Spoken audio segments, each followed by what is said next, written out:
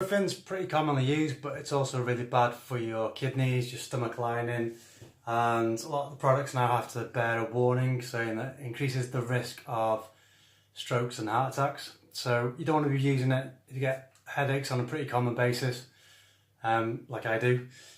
You don't want to be using it on a daily or weekly basis. It's alright for now and then for like an acute injury if you're training hard, but try and avoid it if you can. So some alternatives. Turmeric, the Indian spice, is really good. You can add black pepper to it to make it absorb more efficiently, make it more bioavailable. It's the kind of active part of it, or the element, the main anti-inflammatory properties. Has a few, but the main one is called curcumin. You can buy that separately, isolated. Again, the bioavailability isn't great. Have it with black pepper or bioperin, it increases the bioavailability quite a bit. However, the ultimate form is, according to Dr. Rhonda Patrick, is Mariva curcumin attached to a phospholipid.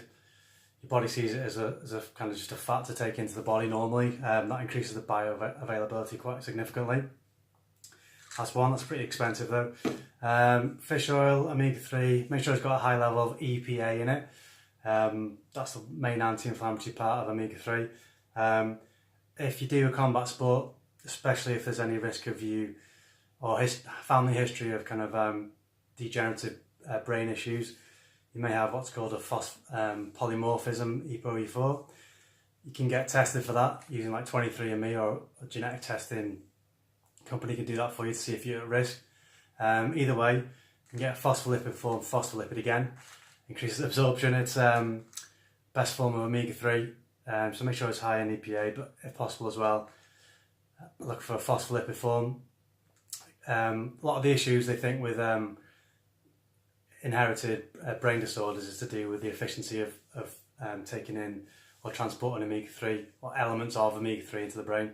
I'll put a link to some more information in regards to that. It's a bit of a, kind of beyond the scope of this.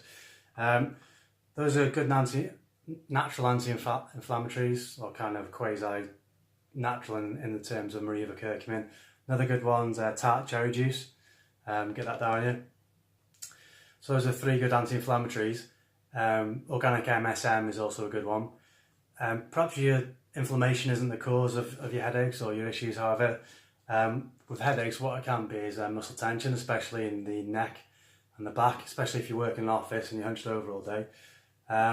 Top tip for that, I'd say that get a magnesium glycinated or chelated form of magnesium. They reckon about 80% of people in America are deficient in magnesium. That is off the top of my head, but there's a high percentage of people who are in America who are deficient, and in the UK who are deficient in magnesium. And adding that as a supplement can make a massive difference. Spinach is a good source. Also look at other electrolytes like potassium, which can also have quite a potent muscle relaxing effect if you're deficient in it. Apple cider vinegar is a good source of that. Magnesium's good. If it's legal in your kind of part of the world, kratom's good, a bit controversial one. Also kava is really good. You can get it in the kind of yogi tea bags, kind of, branded and all that, or you can get it in a kind of package of kava root. But you got to know where you're getting it from, because some less than, unscrupulous companies, they do give you the whole plant. You just want the kava root. The whole plant can actually damage your liver. And don't have kava with alcohol, it's really bad for you. Other one is CBD. That's excellent. It's also very expensive in the UK. But if it's legal and you can grow it yourself in your country, then that's a great anti-inflammatory, also muscle relaxant. So those are the main ones. There's plenty about, but just be aware that ibuprofen is pretty bad for you. I'll put some links below in the description for some studies and some further information about ibuprofen alternatives. Thank you.